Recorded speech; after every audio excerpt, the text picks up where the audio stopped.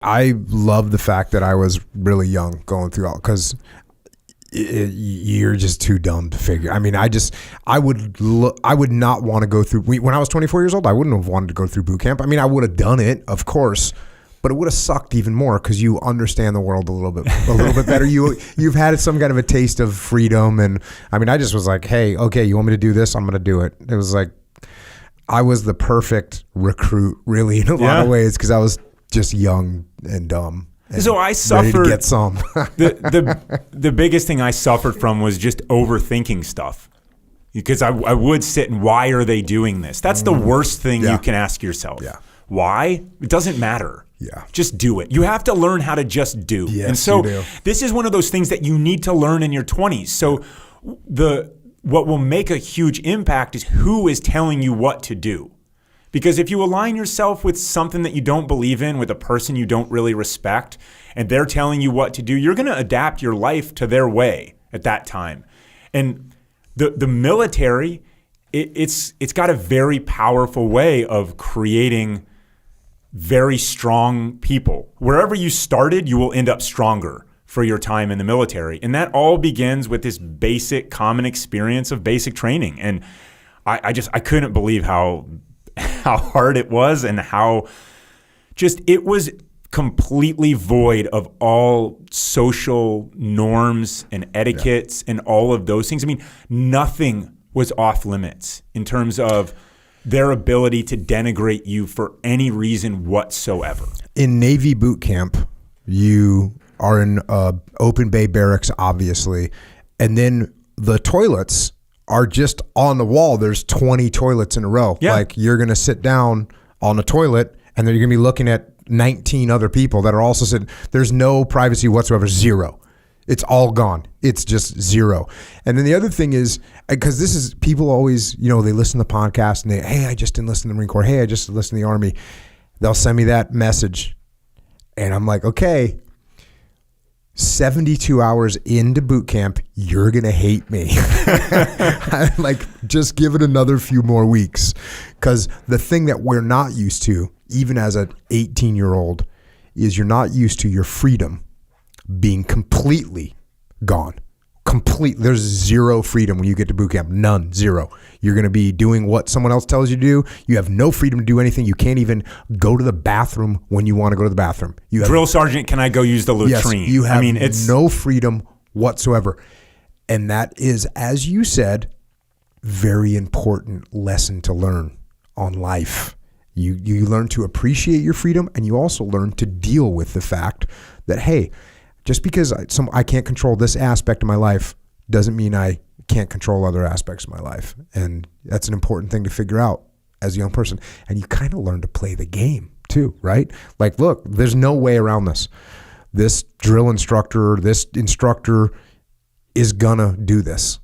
And the only possible thing I can do, I mean, other than quitting, is just to shut up and just do what you're supposed to do. It's like, okay, cool. No options is a great option. Yeah. Do it or quit. And you can't quit boot camp. You can quit BUDS or Special Forces Qualification Course. You can't quit. You literally go AWOL. Yeah. And then they go find you. And one guy went AWOL, and they found him at the gas station, off base or whatever, trying to get someone to buy him some coffee or something, whatever. And they brought him back, and then he was back into it, except he was a guy with a bullseye on him because he's the guy that went AWOL. And they dragged him back. And it's I can't stress enough what you just said. Like, you have zero privacy. And this is a culture shock for a lot of people, because this is the whole, everything that we do, our system is based around a culture of I. Right? At its basic level now, you have your iPhone, you have your individually wrapped everything, you have, me, right? And that's going to make you happy, or that's, everything is just centered around the individual. And the Army just doesn't prescribe to that. Privacy, I mean, there's all these privacy debates now, social media and your data and all of privacy, as if that's just some right that you have. And that's fine. There's some nuance to that. Well, let me just tell you, 0% of that exists in the military. Zero. Like you said, I mean, there's just a lot of naked dudes, with open latrines, and it's just, that's what it is. Yeah. And you learn that that's kind of a primordial way to exist.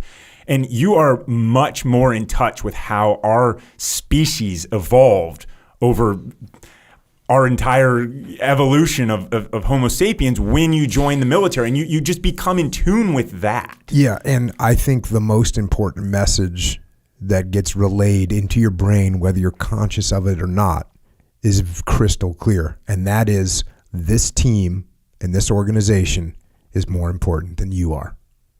And your little wants and needs and desires and your personality doesn't matter when it's compared to the needs of this team and this group and this mission. And that's another very important thing to learn as a young person. You're not at the center of the universe. Period. The end. and so now, as that evolved for me, one of the most important lessons, and this is where you have to spend a lifetime mastering it, is to understand that to be a great teammate, first you have to be a great individual, and then you have to submit to the team. Because anybody on your SEAL teams or my Special Forces teams, these are people that can do anything with their lives. If they commit themselves, they will do it. And so you have to become a master of your trade, a true professional.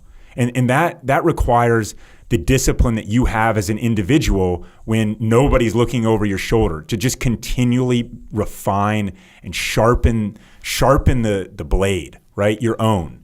And then, though, you have to realize that it's not about you.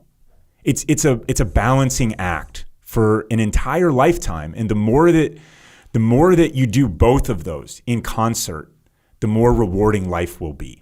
Yeah, and really the thing that drives you to be as good as you can is because you know your teammates are going to be relying on you. And if you can't deliver, that's like the worst thing in the world. Me being in the SEAL teams, like the worst thing in the world for someone in the teams, for a good SEAL, is like, oh, my teammates were counting on me and I couldn't deliver for them. That's the lowest of the low. Hey, look, somebody looks at me and says, oh, Jocko's not that fast, or Jocko couldn't do enough pull-ups or whatever. It's like, oh yeah, that's on me, no big deal. But when they needed me to climb that ladder, or they needed me to finish that road march or move to that position and I couldn't do it, that's what always drives like a good team guy to be better, is like they don't want to let their friends down, period. It's the ultimate motivation. Yeah.